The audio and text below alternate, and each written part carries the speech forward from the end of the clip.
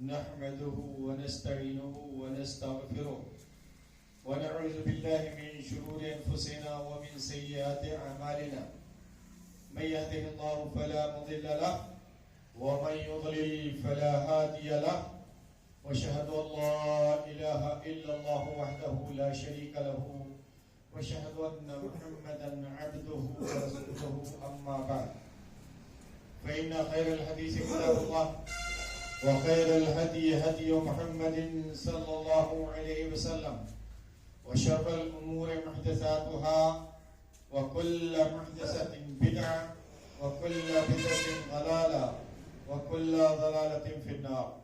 قال الله سبحانه وتعالى في القرآن المجيد والفرقان الحميد: أعوذ بالله السميع العليم من الشيطان الرجيم. بسم الله الرحمن الرحيم.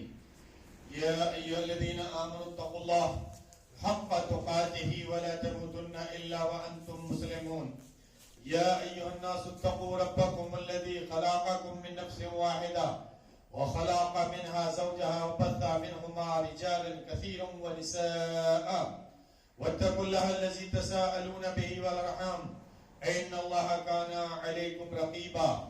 يا أيها الذين آمنوا اتقوا الله وقولوا قولا سديدا يصلح لكم أعمالكم ويغفر لكم ذنوبكم ومن يطع الله ورسوله فقد فاز فوزا عظيما. وقال الله سبحانه وتعالى في مقام آخر: اليوم أكملت لكم دينكم وأتممت عليكم نعمتي ورضيت لكم الإسلام دينا. وقال رسول الله صلى الله عليه وسلم: تركتكم على المحجة البيضاء ليلها كنهارها لا يزيغ عنها إلا هالك أو كما قال رسول الله صلی اللہ علیہ وسلم. تمام قسم کی حمد و ثنا، کبریائی اور بڑائی اس رب العالمین کے لیے لائق و زیبا ہے جس نے ہمیں انسان کی شکل میں پیدا فرمایا، ہماری رشد و ہدایت کے لیے قرآن کریم جیسی کتاب اتاری اور اس قرآن کریم کو سمجھانے کے لیے اپنے نبی محمد رسول اللہ صلی اللہ علیہ وسلم کو اس دنیا میں مبعوث فرمایا. درود و سلام ہادی برحق سید المرسلین خاتم النبیین محمد ابن عبداللہ رحمت للعالمین صلی اللہ علیہ وسلم پر، جو ساری کائنات کے لیے رشد و ہدایت کا پیغام لے کر اس دنیا میں تشریف لائے اور اس گمراہ انسانیت کو زندگی جینے کے طریقے سکھائے اور زندگی کے ہر موڑ پر مکمل رہنمائی عطا فرمائی. آج باذن اللہ تعالی اس مختصر خطبہ جمعہ میں میرا موضوع سخن ہے اصلاح معاشرہ. اللہ وحدہ لا شریک سے دعا ہے کہ اللہ وحدہ لا شریک مجھے حق کہنے، آپ سب کو حق سننے اور ہم سب کو حق پر عمل کرنے کی توفیق عطا فرمائے.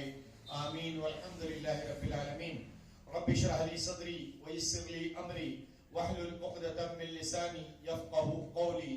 رب زدنی علما رب زدنی علما اللهم رب زدنی علما سبحانك لا علم لنا الا ما علمتنا انك انت العليم الحكيم وتب علينا انك انت التواب الرحيم. ابھی میں نے قرآن کی آخری جو آیت تلاوت کی ہے آج کے خطبے میں، اللہ وحدہ لا شریک نے ارشاد فرمایا: اليوم اکملت لکم دینکم واتممت علیکم نعمتی ورضیت لکم الاسلام دینا، کہ آج کے دن میں نے تمہارا دین مکمل کر دیا ہے، جو نعمتیں تم پر اتارنا تھیں وہ اتار دیں، ورضیت لکم الاسلام دینا، اور میں اسلام دین سے راضی اور خوش ہو گیا. اللہ وحدہ لا شریک نے یہ بات اب سے 1400 سال پہلے کہی تھی کہ دین مکمل ہو گیا، لیکن افسوس آج ہماری قوم نے اس دین کو آج 1400 سال کے بعد بھی مکمل نہیں سمجھا ہے. آج بھی اس دین میں کچھ نہ کچھ بڑھایا جا رہا ہے یا کچھ نہ کچھ گھٹایا جا رہا ہے.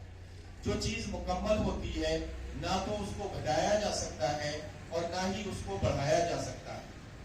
آج جو تاریخ ہے یہاں انڈیا کے حساب سے جو مانتے ہیں، آج 11 تاریخ ہے، یہ ربیع الثانی کی 11 تاریخ ہے، جس میں کہ ایک بہت بڑی بدعت رائج کی گئی ہے جو کہ عبد القادر جیلانی رحمۃ اللہ علیہ کے نام سے اور عبد القادر جیلانی رحمۃ اللہ علیہ کے نام سے بہت کچھ کیا جاتا ہے جس کا ثبوت ان کی کتابوں میں نہیں ہے. انہوں نے کچھ بھی کرنے کا حکم نہیں دیا، نہ سمجھایا نہ بتایا، اور ان چیزوں سے روکا تھا. لیکن آج ہماری قوم پھر بھی وہی کام کر رہی ہے. اللہ کے بندوں اور بندیوں، اللہ وحدہ لا شریک نے جو دین مکمل کر دیا تھا وہ دین ہمارے لیے کافی ہے. ہمیں اس میں کچھ بڑھانے کی ضرورت نہیں ہے. اگر ہم اس میں کچھ بڑھاتے ہیں تو پھر ہم جس چیز کو بڑھائیں گے وہ چیز نئی ایجاد کہلائی جائے گی. نئی ایجاد عربی میں اس کو بدعت کہتے ہیں. اور آپ صلی اللہ علیہ وسلم نے ایک چیلنج کرتے ہوئے ارشاد فرمایا کہ کل بدعت ضلالہ، ہر بدعت گمراہی ہے، وکل ضلالۃ فی النار، اور ہر گمراہی جہنم میں لے جانے والی ہے. وکل ضلالۃ فی النار، ہر برائی، ہر نئی چیز، ہر بدعت ایک انسان کو جنت میں نہیں بلکہ جہنم میں لے کر جائے گی. تو ہم کو چاہیے کہ جو دین مکمل ہوا ہے اس پر ہی اکتفا کریں، نہ کہ اپنی مرضی سے کچھ دین میں بڑھاتے پھریں. ایجاد کہتے ہیں نئی ایجاد کہتے ہیں کسی نئی چیز کو پیدا کرنا، بنانا، اور ایسی جس کی شکل پہلے سے نہ ہو. لیکن دین میں نئی ایجاد وہ ہوتی ہے جس کا ثبوت نہ قرآن میں ہو نہ حدیث میں ہو، اور عبادت کی نیت سے اجر و ثواب سمجھ کر اس کو کیا جاتا ہے، اس کو بدعت کہتے ہیں. اور آج ہمارے معاشرے میں جو کچھ ہو رہا ہے یہ سب بدعت ہے، یہ سب نئی ایجاد ہے، کیونکہ یہ نبی کریم صلی اللہ علیہ وسلم کے زمانے میں تھا ہی نہیں. تو آپ صلی اللہ علیہ وسلم اس کو قرآن میں کیسے بتا دیتے؟ اللہ کیسے اس کو بتاتا؟ حدیث میں نبی کریم صلی اللہ علیہ وسلم کیسے بتاتے؟ یہ تو سب بعد کی ایجاد کی ہوئی چیز ہے.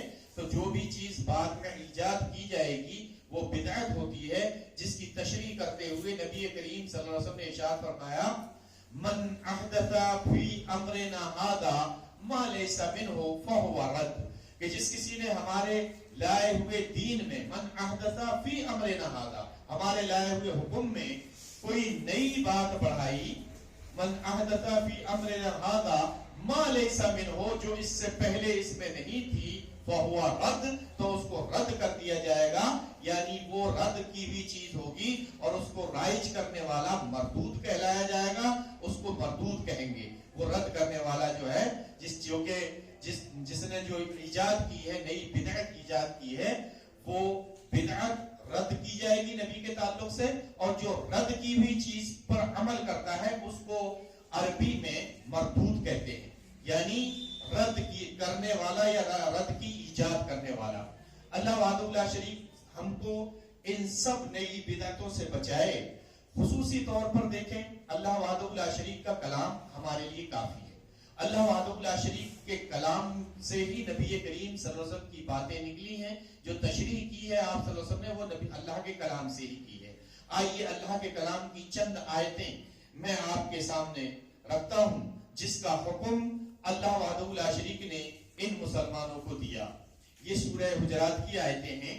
اللہ وحدہ لا شریک نے ارشاد فرمایا یا ایھا الذین آمنوا، اے ایمان والو، ان جاءکم فاسق بنبأ فتبینوا ان تصیبوا قوما بجہالۃ فتصبحوا علی ما فعلتم نادمین. اللہ وحدہ لا شریک نے ارشاد فرمایا کہ اے ایمان والو، اگر تمہارے پاس کوئی خبر لے کر آئے کسی طرح کی تو تم اس کی تحقیق کر لیا کرو. بنا تحقیق کے کسی پر نہ الزام لگایا کرو، نہ کسی کے بارے میں اپنی طرف سے کوئی تدبیریں کیا کرو، نہ ہی کوئی غلط خیالات رکھا کرو. نبی کریم صلی اللہ علیہ وسلم نے ارشاد فرمایا کہ ایک مومن بندہ اپنے مومن بندے کی پائی کے لیے ہمیشہ اچھی بات سوچے اور اچھا گمان کرے، غلط گمان نہیں کرنا چاہیے. اور کسی بھی بات کو آج معاشرے میں، ہمارے خاندانوں میں، ہمارے گھروں میں، ہمارے جو کنبہ قبیلہ ہے، جو ہمارے سماج کے لوگ ہیں، ان میں جو برائی پیدا ہوتی ہے، ایک سب سے بڑی برائی کی جڑ یہی ہے کہ آدمی کسی کی بات کو سنتا ہے اور سننے کے بعد اس پر عمل کر لیتا ہے اور پھر اپنے آپ اس کے بارے میں فیصلے کر لیتا ہے کہ ہاں اس نے یہ بات صحیح کہی ہے. حالانکہ آپ اگر دنیا داری کو دیکھیں، اگر تمہارا کان کوئی کوا لے جائے اور تم سے کوئی یہ کہے کہ بھئی کوا تمہارا کان لے گیا، تو تمہارا کام یہ ہے کہ کوے کے پیچھے دوڑ پڑو؟ تمہارا یہ کام ہے کہ کوے کے پیچھے دوڑو کہ کوا کان لے گیا؟ نہیں، ایسا نہیں ہونا چاہیے، بلکہ پہلے اپنے کان کو چیک کریں کہ کان ہے بھی یا نہیں ہے۔ جب کان نہیں ملے تب یہ سوچے کہ کوا کان ہمارا کہاں لے گیا، کسی نے بتایا کہ کوا تمہارا کان لے گیا، آدمی کوا کے پیچھے دوڑ پڑا۔ تو ایسا نہیں کرنا چاہیے، بلکہ اگر چاہے گھر میں ہو، چاہے معاشرے میں ہو، چاہے سماج میں ہو، کسی طرح کی کوئی بات ہو تو پہلے اس بات کو کلیئر کر لیں، پہلے تحقیق کر لیں۔ آج بہت ساری برائیاں جو گھروں میں جھگڑے ہوتے ہیں، گاؤں میں جھگڑے ہوتے ہیں، شہروں میں جھگڑے ہوتے ہیں، بہت سارے ایسے ہی ہوتے ہیں۔ میں تو ابھی جب دورے کر رہا ہوں تو میں دیکھ رہا ہوں کہ ایک جگہ میں گیا، انہوں نے کہا کہ یار یہ فلاں آدمی ہے، اس نے اپنے بھائی کو قتل کر دیا۔ کس کو قتل کر دیا؟ اپنے بھائی کو۔ میں نے کہا بھائی یہ کیسے کر دیا انہوں نے، اپنے بھائی کو قتل کیسے کر دیا؟ بولے یار اس کا بھائی باہر گیا ہوا تھا اور وہ جو ہے ایک شخص نے کہا کہ ارے تو تو باہر تھا اور تیری بیوی کا تو تیرے بھائی سے ہی کچھ چکر تھا۔ اتنی سی بات اس نے کہی، اس نے کہا ایسی بات ہے؟ کہا ہاں۔ وہ گیا، اس نے کسی سے نہ پوچھا نہ کوئی بات کری، بھائی سو رہا تھا اور اپنے بھائی کے سر میں جا کے ایک لوہے کی سریا ماری، وہ اٹھ ہی نہیں پایا، سر پھٹا وہی مر۔ تو کتنی برائی پیدا ہوئی کہ بنا تحقیق کے ایک ذرا سی بات پر لوگوں نے کہا کہ وہ بیچارہ اتنا سیدھا شریف آدمی تھا، وہ اس کے گھر تک نہیں جاتا تھا، لیکن ان میں آپس میں ناراضی تھی اور دشمنی تھی۔ اس نے سوچا کہ میں اس سے کہوں گا تو جھگڑا ہو جائے گا، اس کو پتا تھوڑی تھا کہ یہ اتنا ہو جائے گا کہ وہ جان سے ہی مار دے گا اس کو، اور اتنی سی بات میں اتنی بڑی ایک مصیبت کھڑی ہوگی۔ ایسے ہی بہت ساری باتیں ہوتی، یہ تو میں ایک مثال دے رہا ہوں، ایسی بہت ساری مثالیں ہیں۔ بیوی گھر میں ہوتی ہے، شوہر آتا ہے، اگر بیوی اور اس کی ساس ساتھ میں رہ رہی ہیں، شوہر آیا، بیوی کہتی ہے آج تو اس نے مجھے اتنا پریشان کیا، سونے نہیں دیا، میں سو رہی تھی، یہ کیا وہ کیا۔ اب وہ بیچارہ کچھ نہ پوچھتا ہے نہ کچھ، اسی بات پہ ناراض ہو جاتا ہے اور بیوی سے بولنا بند کر دیتا، اس سے بولنا بند کر دیتا اپنی ماں سے۔ تو ایسے بولنا بند نہیں کرے گا اور کچھ مشکلیں کھڑی کرنے لگتا ہے۔ تو ایسی ذرا سی باتوں میں گھر میں ایک بڑی مصیبت ہے۔ میں نے دیکھا ہے پورے گھر کے گھر تباہ ہیں کہ ایسے لڑائی جھگڑے ہو رہے ہیں گھر میں کہ ساس بہو سے نہیں بول رہی ہے، بہو ساس سے نہیں بول رہی ہے، شوہر بیوی سے نہیں بول رہا ہے، اور یہاں تک نمبر آ گیا کہ طلاق تک کا نمبر آ گیا۔ اور صرف وجہ کیا رہی؟ جب ان کی جڑ دیکھو، ان کی شروعات دیکھو تو یہی ہوتا ہے کہ بنا سنے اس نے فیصلے لے لی۔ تو اللہ کے بندو، کوئی بھی بات ہو تو جب تک اس کی تحقیق نہ کر لو، جب تک پوری طرح سے اس کو سمجھ نہ لو کہ کیا ہے کیا نہیں ہے، تب تک دوسری جگہ نہیں پھیلانا چاہیے، نہیں پہنچانا چاہیے۔ نبی کریم صلی اللہ علیہ وسلم نے ارشاد فرمایا کفا بالمرء کذبا ان یحدث بکل ما سمع۔ سب سے بڑا جھوٹا آدمی وہ ہوتا ہے جو سنی سنائی بات کو دوسری جگہ پھیلا دے، دوسری جگہ پہنچا دے۔ ادھر سے سنی اور ادھر کہہ دی، ادھر سے سنی اور ادھر کہہ دی۔ نبی کریم صلی اللہ علیہ وسلم ارشاد فرماتے ہیں کہ یہی آدمی سب سے بڑا جھوٹا ہے۔ یعنی جھوٹے تو بہت سارے ہوتے ہیں، لیکن آپ صلی اللہ علیہ وسلم ارشاد فرماتے ہیں کہ یہ سب سے بڑا جھوٹا آدمی ہے۔ اللہ وحدہ لا شریک نے ارشاد فرمایا کہ ان جاءکم فاسق بنبأ فتبینوا، جب تمہارے پاس کوئی خبر لے کر آئے تم اس کی تحقیق کر لو، کہیں ایسا نہ ہو کہ انجانے میں تم کسی کو نقصان پہنچا دو اور بعد میں تمہیں پچھتانا پڑے۔ اب وہ بھائی جس نے اپنے بھائی کو قتل کر دیا، جب تک وہ زندہ رہے گا تب تک سوائے اس کے پاس پچھتانے کے علاوہ کچھ نہیں۔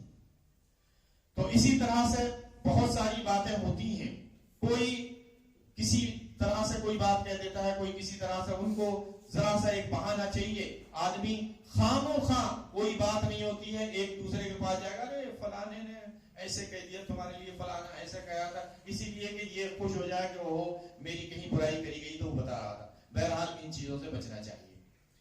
آگے اللہ وحدہ لا شریک نے انہی آیتوں میں دوسری آیت میں پھر مخاطب کرتے ہوئے مومنوں کو ارشاد فرمایا کہ یا ایھا الذین آمنوا، اے ایمان والو، لا یسخر قوم من قوم عسى ان یکونوا خیرا منهم، کہ اے مسلمانوں کوئی قوم کسی قوم سے، کہا لا یسخر قوم من قوم، کوئی قوم کسی قوم کا مذاق نہ اڑائے.